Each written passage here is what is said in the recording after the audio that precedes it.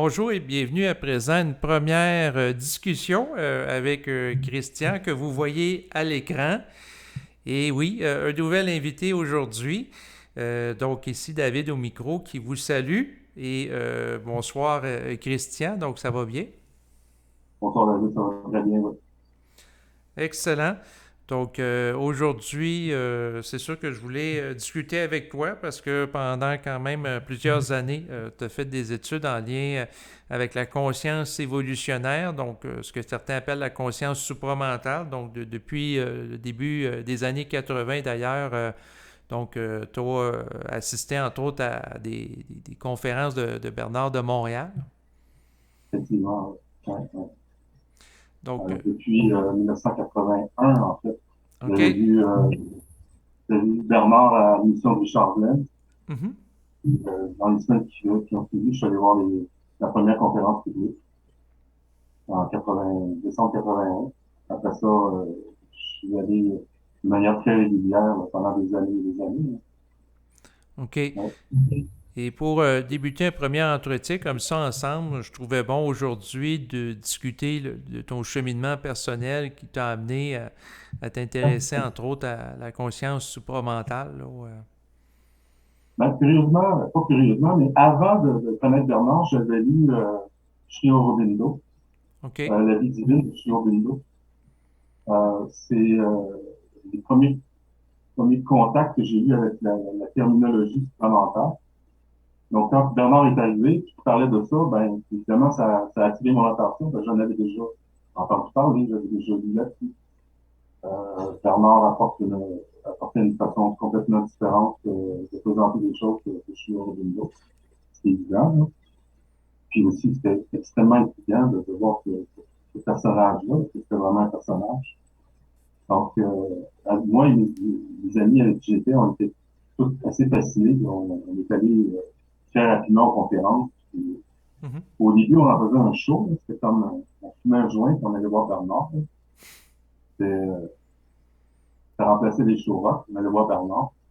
Mais progressivement, la vie a fait son chemin. Puis, année après année, ben, l'instruction rentre. On finit par comprendre des choses, par lire des choses qu'on ne disait pas avant, puis à interpréter des choses qu'on dit d'une autre façon.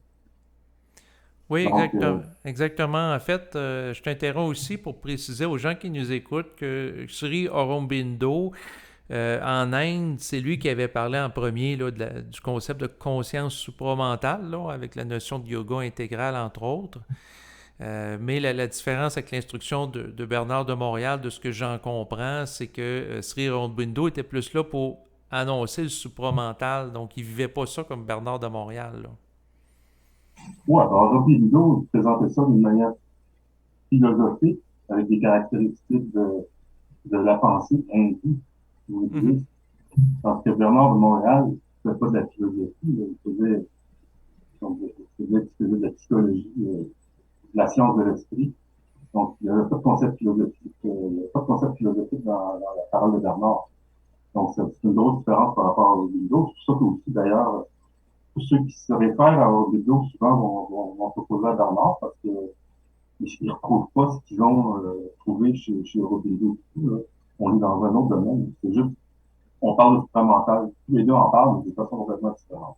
Mais vraiment complètement différente. oui, exactement. Mais c'est sûr que la vibration est pas pareille. Moi, je trouve Sri Aurobindo une vibration un peu plus spirituelle que Bernard. Là. Oui, absolument. Ouais, ouais. Ben, en fait, tous ceux avant Bernard, c'est tout spirituel. Il n'y en a pas beaucoup il n'y en a pas qui avaient cette vibration-là. Bernard, c'est le premier. Là. C'est le premier à l'avoir apporté. C'est pour ça que c'est si frappant, puis, que c'est dérangeant, puis ça change des choses. Et puis, si on réfléchit à des concepts de divinité, comme Shiro Window l'a fait avec Bernard, même à la rigueur, on pourrait parler de n'importe quoi. Bernard avait pu parler de n'importe quoi, Mhm. sans parler d'ésotérisme, de conscience, puis la vibration aurait été là. Hein. Puis souvent, il le fait. Puis, dans le fond, moi, ce que j'étais curieux de voir, c'est, avant d'assister aux conférences de Bernard de Montréal, est-ce que tu avais vécu des expériences paranormales, voyage astral, sortie hors corps, télépathie, etc.? ouais, tu le dis, oui, effectivement, des voyages astro, c'est quelque chose que j'expérimentais d'une manière assez fréquente, là, des réveils hors du corps, puis que tu te promènes dans la pièce, ça, je l'ai vécu plusieurs fois. Euh, c'est à peu près tout ce que j'ai vécu en termes de paranormal, pas de télépathie ou quoi que ce soit, là. Mais j'avais déjà une sensibilité exacerbée. Mhm. Ça, en fait, on faisait exprès avec les amis, avec mon cousin, c'est un ami, on faisait exprès pour provoquer ces choses-là. Il disait de tu te réveilles, tu te lèves, tu fais tes affaires, puis tu t'assis, puis tu te rendors. À ce moment-là, tu es dans un demi-sommeil, puis souvent, on se retrouvait à faire des voyages astro. En fait, c'est des voyages astro, c'est une conscience extra-corporelle tout en dormant. Ça, je le fais assez souvent. Ouais. Donc, on pourrait parler à ce moment-là de rêve lucide. Écoute, quand tu dors, Oui? mais que quand ta conscience se promène dans la pièce, je fais tout ça du rêve. OK. Tu dors, mais tu as une perception en même temps sensorielle ou extrasensorielle des choses autour de toi. Donc, du rêve lucide, j'en ai fait, mais le rêve lucide, c'est dans un rêve. C'est dans Oui, des oui, phénomènes de rêve. tu as Et, raison. Dans le et, fond, c'est parce que je trouvais, j'essaie de la façon de définir ça, mais tu as raison, c'est pas tout à fait ça. C'est que dans le fond, t'es encore là, t'es pas dans un monde imaginaire, t'es en contact avec la réalité de la pièce. ouais, c'est ça. Mais les OK. rêves lucides, j'en ai fait aussi, mais quand tu te réveilles, c'est-à-dire que quand tu deviens lucide dans ton rêve, ben, souvent le rêve est fini. Tu t'aperçois que tu rêves, puis tu t'aperçois que tu es conscient, mais que tu dors. Mais souvent, ça crée un émoi, ça crée une sorte d'anxiété, puis là, ben, tu reviens dans ton corps. Enfin, moi, c'est comme ça, je le disais, chose que je ne fais jamais, jamais. OK. Ben, moi, ce que je peux te dire dans mon expérience, c'est que quand je suis conscient que je rêve, souvent, c'est justement là que je reviens dans mon corps assez rapidement, puis le rêve, il prend fin, là. Exactement, exactement. C'est la même chose pour moi, là. Donc, il n'y a pas d'évolution dans le rêve de manière éveillée. Je sais qu'il y a des techniques pour faire ça, puis il y en a qui font cette expérience-là, et qui vivent ton rêve, qui continuent d'être éveillé. Mais moi, je me réveille dans mon rêve, puis je me réveille dans mon corps après. En OK. fait, ça crée une sorte d'anxiété, une panique, et je me réveille après. Et comme je te dis, il y a longtemps que je fais tout ça. Non, mais c'est bien correct. Sinon, en fait, pour ce qui est de Bernard de Montréal, parce que vois-tu, moi je suis né en 1981, donc c'est ma 40e année de vie sur Terre. Et Ouais, oui, oui, puis toi, tu mentionnais tantôt qu'en 1981, qui est l'année de ma naissance, que tu avais pris contact là, avec Bernard de Montréal, là, que tu avais, dans le fond, de ce que je comprenais, c'est que tu avais vu la Richard Glenn là, à l'émission. ouais. Ben, Richard Glenn, écoute, je pensais au travail que tu fais, toi, en ce moment, et Richard Glenn faisait un peu quelque chose comme ça. Hein. Et là, il va chercher des gens, il présente des gens. Puis Richard Glenn présentait beaucoup de monde dans ce temps-là. Mhm. Lui, son intérêt, c'est surtout les extraterrestres. Mais il a quand même apporté Bernard à Montréal. C'est par hasard, là, quand on est tombé, je suis tombé sur cette émission-là. J'ai vu Bernard, puis tout c'est évident qu'il fallait que j'aille voir ça. J'aille explorer ça. Que j'ai fait. Ça- Dans ce temps-là, il faisait une conférence par mois, Mhm. publique, dans le cégep Maisonneuve. Donc, on assistait à ça, et puis c'était particulier. Ben, C'était bon. Ça tenait beaucoup avec Richard. Et Richard avait sa façon très... Richard, lui, était fort sur l'ésotérisme, mhm. puis sur les extraterrestres. Il essayait toujours de ramener Bernard là-dedans. Bernard, lui, un jour, Bernard, il s'est dit, je suis écœuré de parler d'ésotérisme. Il est parti. Il est allé s'asseoir sur la scène. Puis là, Richard Glenn était là, il ne savait plus quoi faire. C'était pas écœuré de parler d'ésotérisme. Non, mais ben, lui, il insistait, là. Bernard, il ne voulait plus, là. Il voulait parler d'autre chose.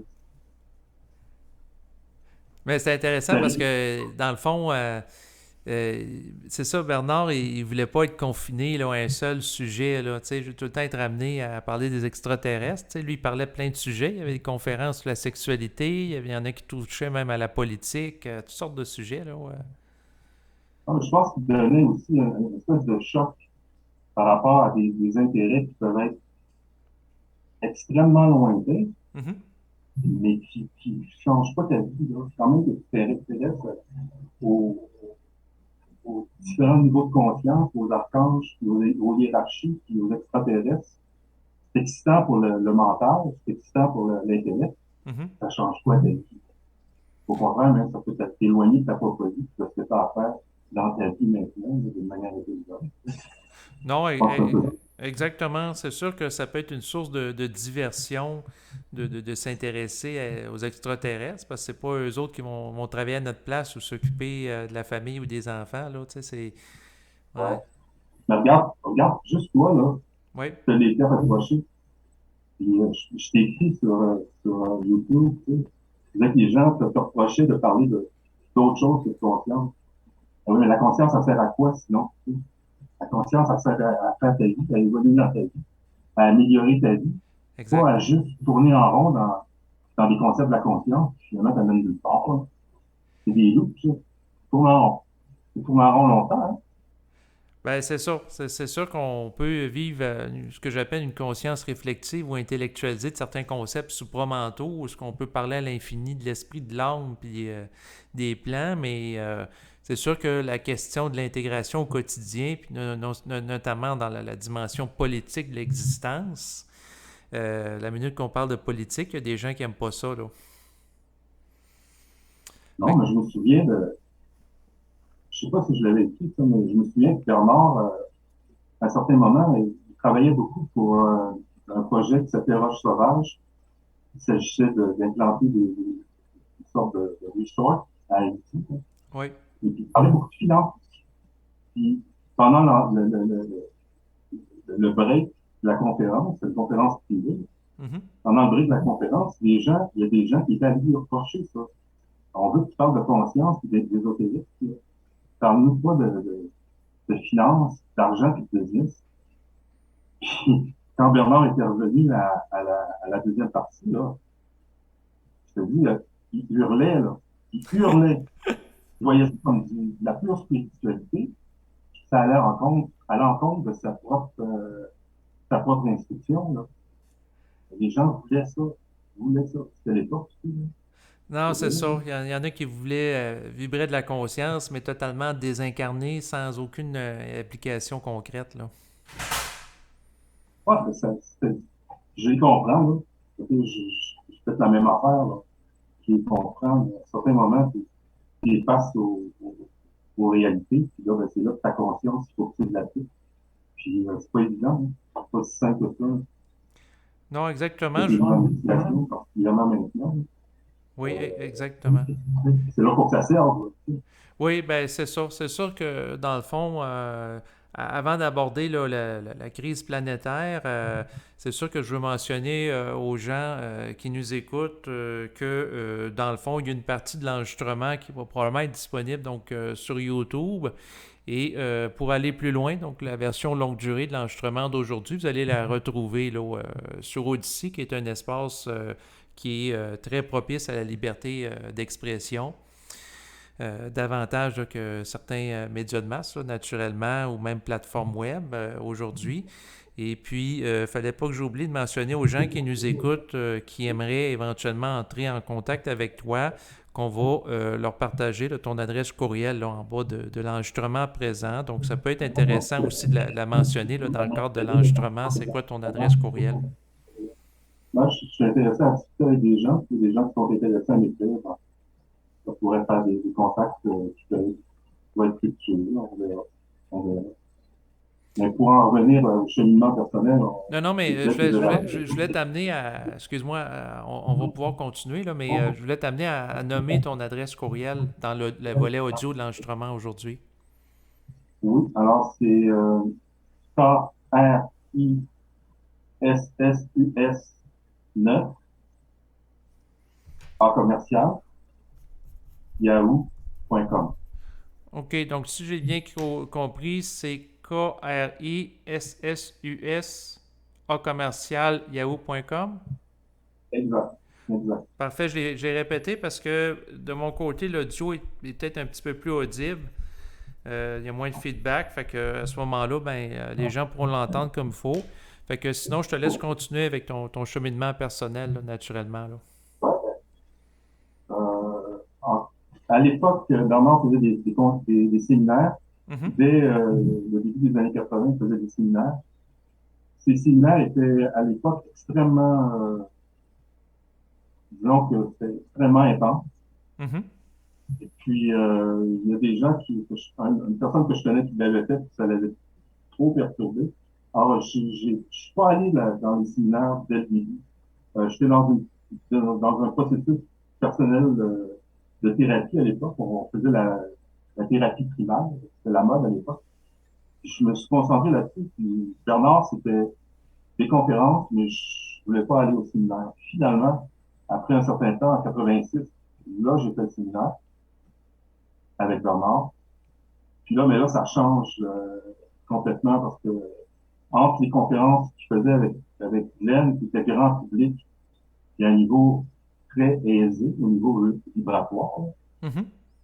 Puis les séminaires, les conférences privées, les mini-séminaires, les journées intensives, là, on parle de complètement autre chose. Là. C'est comme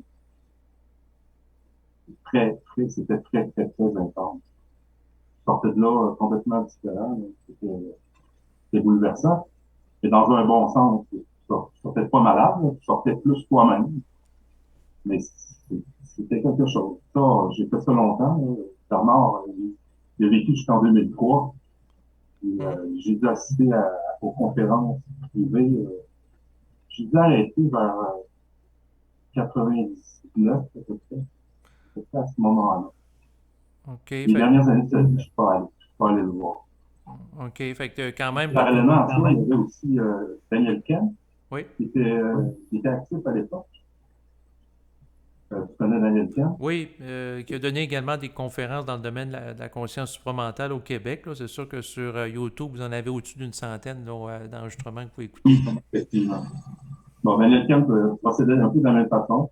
Conférences publiques, séminaires, Mhm. conférences privées. Alors, j'avais aussi fait le séminaire de Daniel Ken. Avec le recul, je suis pas, j'ai pas beaucoup je pourrais pas dire que j'ai pas d'estime, là, mais ces conférences me touchent absolument pas. C'est comme, ça me regarde pas du tout, là. Par contre, Ken qui a apporté beaucoup d'outils, des outils très concrets. Mhm. Il y avait un programme qui s'appelait le programme Maître Contrôleur, okay, en plusieurs volets. Puis, dans les programmes, il apportait des outils, des manières de respirer, des manières de bouger, des manières de se concentrer. Quelque chose de vraiment très terre à terre et concret. Ça, c'est appréciable. J'en fais encore. Il y a des choses que je fais encore de ce que j'ai appris en 91, 90, je me souviens pas. OK, puis Mais justement, à la table. OK. Puis justement, par rapport à Daniel Kemp avec le programme PCM, là, ce que tu as conservé, est-ce des exercices de respiration? C'est quoi? Ouais, ben, écoute, le premier volume, c'est des choses de base. OK. Euh, des exercices, par exemple, de respiration, il appelle ça du rescon.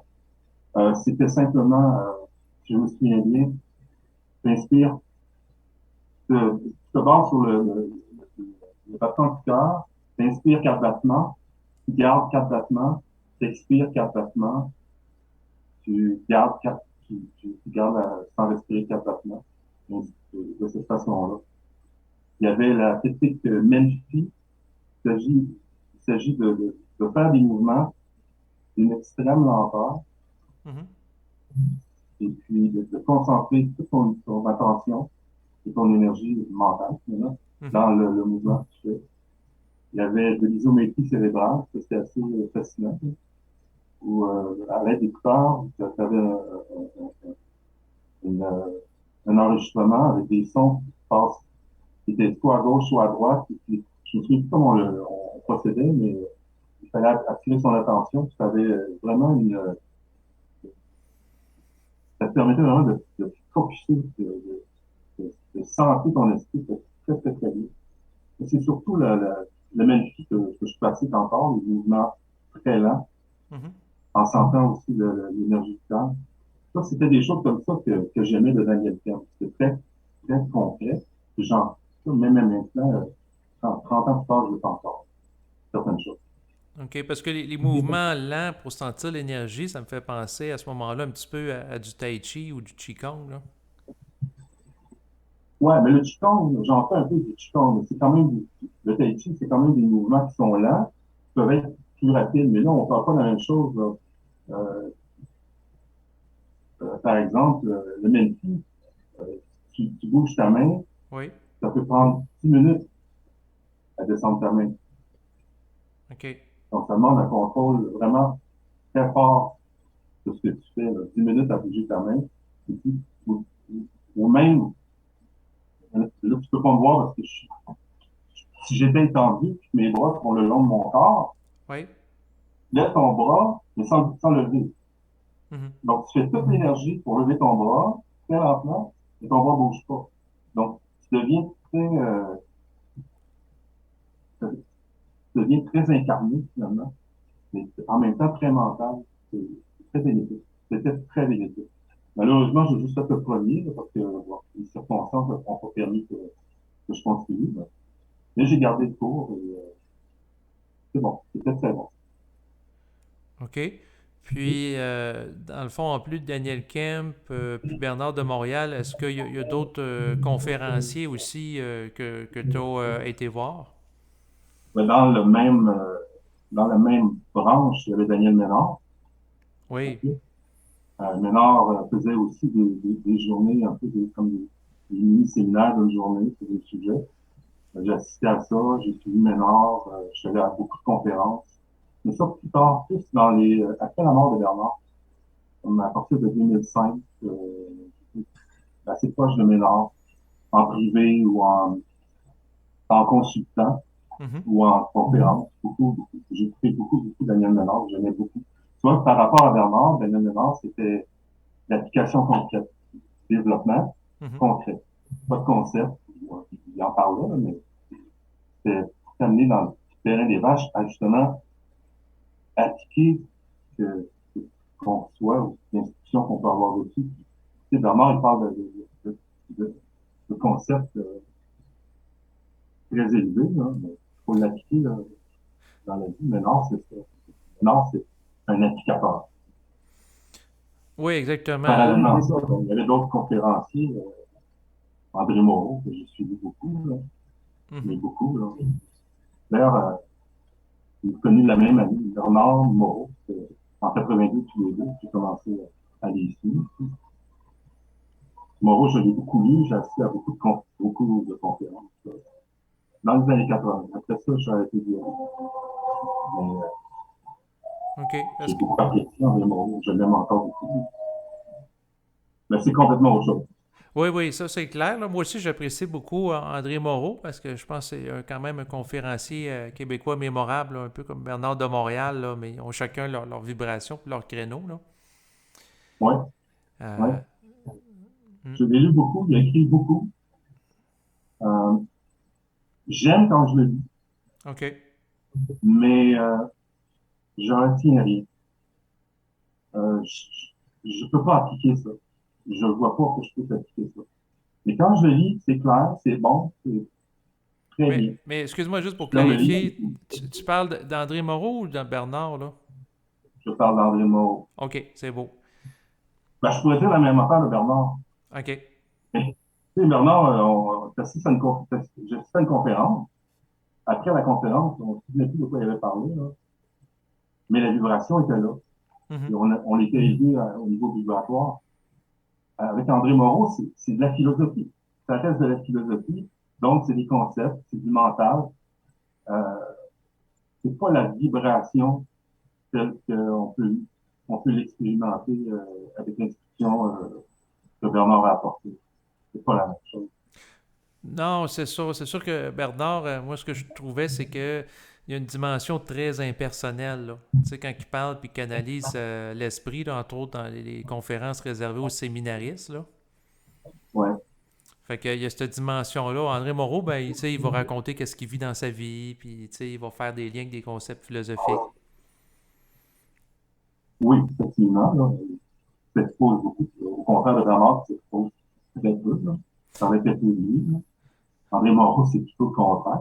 Non, exactement. Fait que c'est une autre approche. Fait que c'est sûr que moi, ces deux conférences en particulier, là, je les apprécie beaucoup. Et puis, sinon, il y avait d'autres conférenciers aussi qu'au fil des ans là, que tu as trouvé mémorables. Non. Il n'y a pas d'autres conférenciers que j'ai suivis, là. C'est Bernard, André Moreau, Daniel Kemp, à un moindre degré, puis Daniel Ménard. Mhm. En termes de conférenciers au Québec, c'est c'est ce qui m'intéresse. Par contre, j'ai énormément étudié les œuvres de Rudolf Steiner. Mhm. Je peux dire que depuis 30 ans, j'ai toujours beaucoup étudié ça. Donc, ça fait partie de ma vision de la vie jusqu'à un certain point. Ma façon d'expérimenter la vie, d'expérimenter mon corps, mon esprit. C'est très coloré, je pourrais dire, par la pensée de Rudolf Steiner, puis l'anthroposophie, qui était la pensée qu'il véhiculait, la science de l'esprit. Mhm. Euh, D'ailleurs, Rudolf Steiner, c'est à peu près un des seuls penseurs avec Krishnamurti que, que Bernard a backé, je pourrais dire. Rudolf Steiner, il disait tout le temps le grand Rudolf Steiner. Parce que tous les autres philosophes, ils n'avaient pas de mots pour les décrire, mais Steiner, il l'appréciait. C'est vrai, c'est assez grandiose comme œuvre, là. Ça reste de la science de l'occulte, Mhm. de l'ésotérisme, et aussi spirituel, c'est quand même spirituel, Ben oui. mais c'est grand, c'est très bon, c'est très bon. Oui, Je exact. pourrais dire que, Oui. pour finaliser ça, là, que depuis que je m'intéresse à ça, finalement, 4 décennies, là, Bernard de Montréal, André Moreau, Rudolf Steiner, j'ai toujours comme surfé sur les trois Mhm. pendant des années et des années, et étudié les trois en même temps. Ben, c'est drôle parce que dans le fond, moi, ça fait plusieurs années que j'écoute Bernard de Montréal puis André Moreau en particulier. Rudolf Steiner, je me sentais moins proche. Là, c'est sûr que lui, bon, tu sais, c'est pas. Je veux dire, il n'est pas contemporain de l'époque actuelle non plus. Là, fait qu'il y a ça aussi, mais Bon, il n'y a pas d'enregistrement non plus, on peut que lire ses livres, oui. puis euh, c'est pas, c'est un peu plate. C'est drôle à dire, mais quand t'es nouveau, tu commences à lire ça, c'est pas excitant, là. C'est pas, c'est difficile de connecter là-dessus. Mais moi, je vois ça comme, moi, j'ai connecté là-dessus, puis je comprenais ce qu'il disait, là. C'est comme, il y a quelque chose de karmique là-dedans, là. J'ai expérimenté quelque chose proche de ça dans un autre vie pour le comprendre, que je le comprends vibratoirement, mais pas juste intellectuellement. Et Mhm. je suis capable de vivre, de canaliser des expériences, on pourrait dire akashiques, qui viennent se comparer à ce que lui a parlé. J'ai tellement lu que je canalise ça maintenant. Mais je sais que ça reste de la spiritualité. C'est pas la vibration, mais c'est super intelligent. Non, non, mais Pour moi, c'est super intéressant. c'est bien correct parce qu'il y a eu plein de figures marquantes dans l'histoire. Là. À un moment donné, je me suis intéressé un petit peu à Gurdjieff parce qu'André Moreau, il fait souvent Ouais, allusion.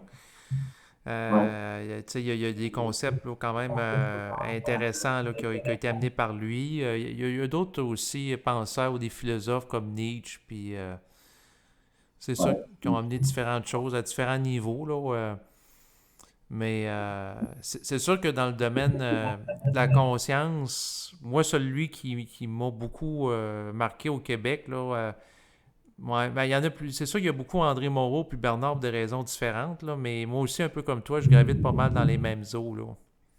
Oui. C'est ça. Euh, Mais aujourd'hui, il y en a quand même, il y a plusieurs personnes qui vont manifester. Il y a eu Marc de la Salle, Marc Lassalle, là. Oui, Moi, personnellement, je ne le connais pas. Euh, j'ai vu qu'il y avait d'autres personnes qui parlent de ce nom. Sylvie Bergeron. Sylvie Bergeron. oui. Euh, je l'ai jamais vu en conférence, mais j'ai écouté quelques enregistrements d'elle. J'ai lu un livre d'elle. Euh, il y a comme des figures qui commencent à émerger ici et là. C'est intéressant.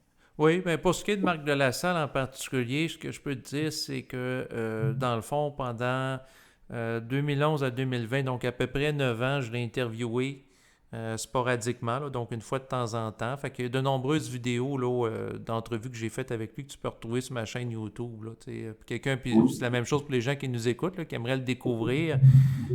Marc de la Salle, j'ai fait plein d'entrevues avec lui au fil des ans.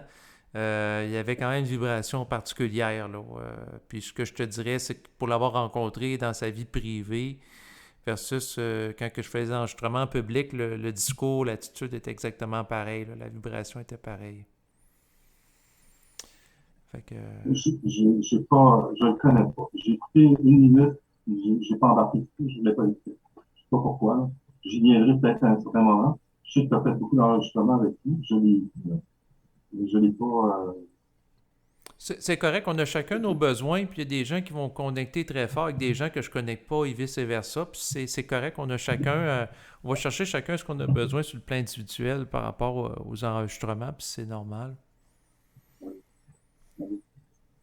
C'est bien correct. Fait que sinon, en fait, oui. non, je t'écoute. OK, c'est beau. En fait, je voulais t'amener par rapport à ton vécu en lien avec la conscience, parce que en parallèle à ces différentes conférences que tu as été là, des années 80 au fil de plusieurs années et décennies, est-ce que, dans le fond, par exemple, d'aller aux conférences de Bernard, ça t'a amené à vivre des expériences particulières là, en dehors des conférences? Ouais, ben, progressivement, il y a un cheminement qui se fait, puis un changement qui se fait au niveau de la conscience. Il y a une épuration de l'ego qui se fait, des intérêts qui tombent,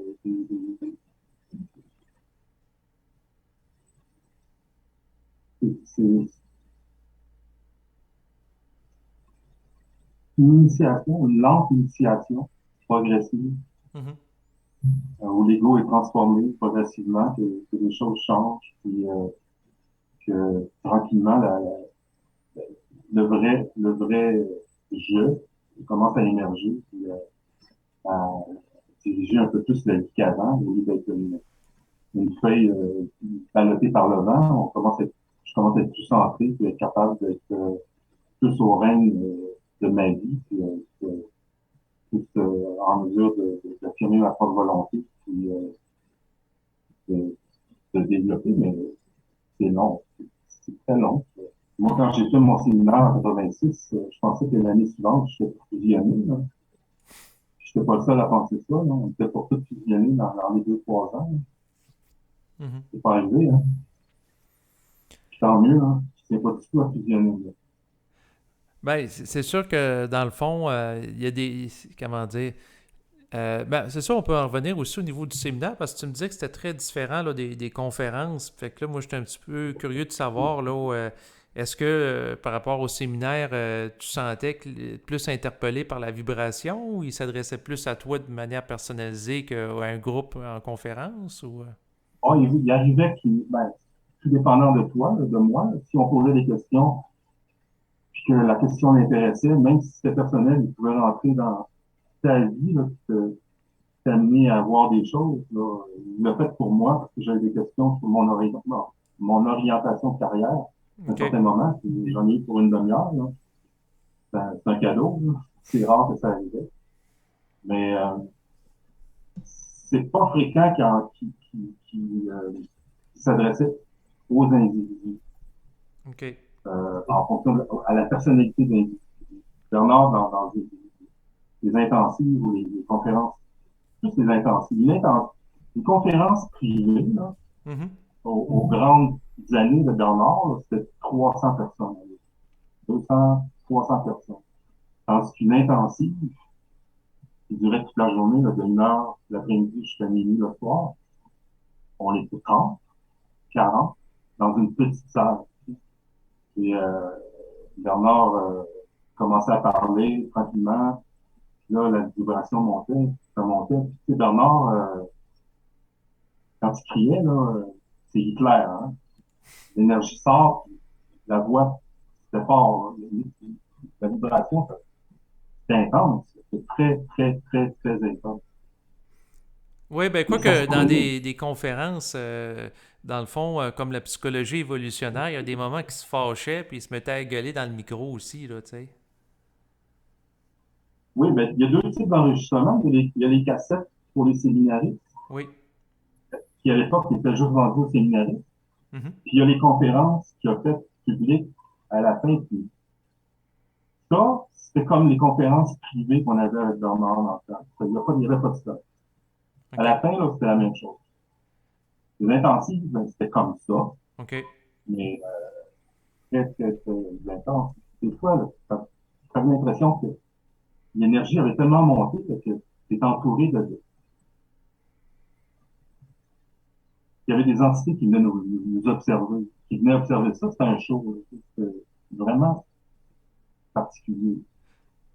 Oui, J'ai jamais vécu ben, ça. tu vois, j'ai pas assisté à aucune conférence de Bernard, mais quand j'écoute ça, ben, c'est sûr que je sens la vibration qui passe, entre autres celle de psychologie évolutionnaire, puis des fois, on le voyait monter en intensité, puis il se mettait à gueuler, puis utiliser des jurons, puis des sacs, puis ça fessait, là, en bon québécois, là, ouais.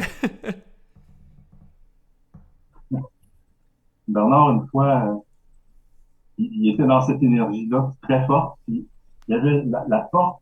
Tu sais, Bernard était très privé, hein. Dès que quelqu'un qui travaillait à l'hôtel entrait pour changer l'eau, il arrêtait de parler. Il attendait que la personne sorte. Mhm. Là, la porte était un petit peu ouverte. Là, il parlait, il parle, puis il a poussé un coup de pied sur la porte. La porte s'est fermée de peine. Là, tout de suite après, il y a quelqu'un qui a ouvert la porte. Il s'en allait ouvrir. Okay? Mhm. Maintenant, il dit, ça, c'est du timing.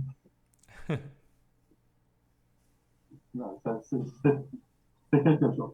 J'ai jamais vécu ça. Puis, oh, j'ai jamais revécu ça. Puis, c'est intense. Mais comme tu dis, les enregistrements, tu perçois ça. Mhm. Il y a des conférences, comme tu dis, où la vibration monte. C'est pas juste parce que tu parlais fort, là, mais des fois, les concepts étaient tellement élevés, tellement hauts. Là. Je ne peux pas parler de ça. C'était tellement élevé comme au niveau ésotérique. Hein, parce que des fois, Mhm. c'est juste psychologie ésotérique. Que, tu prends ça comme un Niagara. La vibration rentre comme un Niagara. Et tu le reçois, et après ça, ben, c'est ton bout de chemin dans ta vie avec ça. Là. C'est ça. Puis Oui. quand on portait des conférences de Bernard, on était sur sa vibration à lui.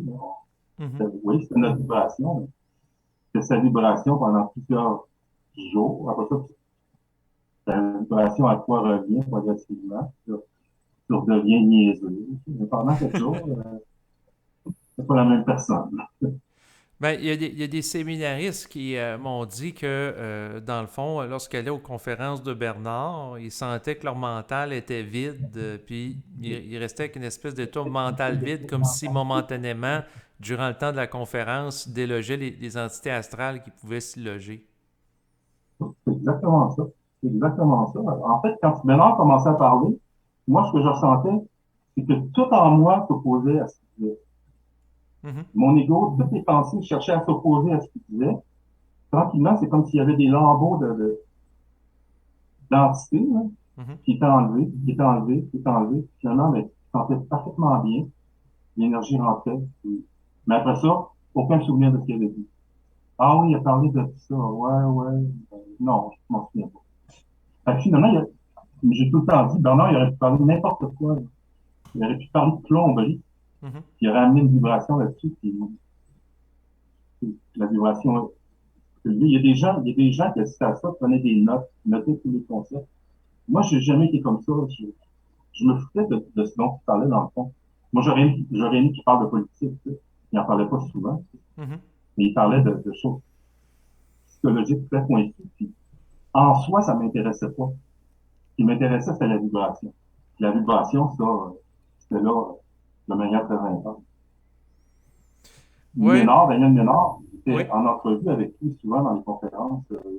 Bernard disait, Ménard, pose-moi une question. Le Ménard posait une question. Là, il pouvait aller dans des subtilités psychologiques. Là.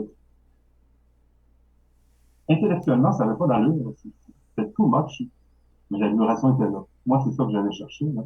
La vibration. Puis c'est maintenant, moi, c'est ça que je vis, là, c'est la vibration. Là. Les concepts de Bernard, j'ai beaucoup de difficulté à me référer à ça, Mhm. à eux, mais la vibration, oui, je la comprends comme ça. Oui, Je mais fais pas de philosophie. non, mais c'est bien parfait. Fait que c'est sûr que c'est quand même particulier de, comme Bernard à un moment donné, il disait je comprends pas ce que je dis, tu sais, sur le plan intellectuel, là. Fait que, tu sais, c'est particulier de parler puis de vibrer quelque chose sans en avoir la compréhension avec le mental, comme on dit, là. Ouais, il faut il était complètement détaché de ce qu'il disait, là. Ben, il savait que c'était pas lui qui parlait, c'était pas lui qui pensait, donc ça sortait, puis c'était large, là, Exactement, mais sinon d'être exposé à cette vibration-là, est-ce que ça t'a activé au niveau intérieur pour t'amener à parler vibratoirement ou à écrire? Euh, moi, je suis assez ermite, OK? Donc, j'ai peu de contacts, j'ai peu de discussions à ce niveau-là, sauf avec des personnes que toi et moi, on connaît. Mhm, Mais quand c'est nécessaire, quand c'est nécessaire, que c'est vital, la parole va avoir lieu. Comme en ce moment, il y a des choses qui se passent, puis j'ai besoin, moi, d'expliquer ce que je vois. Puis quand la vibration monte, ben, la parole est là, là. Puis les personnes sont obligées d'écouter. Parce que ce que je vis est intense, donc la parole va être ajustée à ce que je vis. À ce moment-là, oui. exact. Sinon, par écrit, j'ai essayé d'écrire, je suis un bon écrivain, je crois, OK. mais je suis pas, j'écris pas la Genèse des élèves, pas du tout. J'ai pas j'ai pas envie de ça, dans le fond. J'ai pas le goût d'écrire, j'ai essayé de faire de l'écriture automatique, des trucs comme ça, mais non, ça me tente pas. Si j'ai besoin d'un interlocuteur, si quelqu'un m'écrivait, à ce moment-là, j'avais une réponse. Mhm. Mais moi, de m'asseoir et d'écrire, ça m'intéresse pas, là. J'ai pas le goût. J'ai le goût de répondre à quelqu'un. Oui. À ce moment-là, oui. Sinon, écrire des livres, je le vois pas. Comme j'ai beaucoup d'estime pour le travail que tu fais. Tu vas prendre le micro, tu vas parler pendant une demi-heure de temps. J'ai pas essayé, mais je vois pas que je peux faire ça. Par contre, je peux discuter avec quelqu'un. Mhm. Et à ce moment-là, j'imagine que quand c'est nécessaire, la vibration, la parole active, il faut que ce soit nécessaire. Je peux pas faire d'études intellectuelles, philosophiques. Ça veut absolument pas, là. Je peux pas m'en aller là-dedans. Non, non, ben c'est bien correct. Sinon, en C'est fait, comme ça, oui. moi, je le vis vibratoirement par rapport à ce que je reçois comme expérience dans la vie, OK? Si je reçois des expériences négatives, si j'ai des pensées, bon, mais c'est à ce moment-là que la vibration en sert pour ajuster justement la pensée, ou couper la pensée, ou rétablir ma volonté par rapport à un ego qui s'emballe. Là. C'est dans le quotidien que je le vis beaucoup. C'est pas dans une instruction, dans une pensée élevée. C'est vraiment le terrain des vaches, comme on dit. C'est bien correct. Donc, sinon, en fait, je voulais, dans le fond, profiter de l'occasion de cette première rencontre pour t'amener à commenter, entre autres, les événements sans précédent qu'on vit depuis le début de la crise, là, de la pandémie actuellement. Là,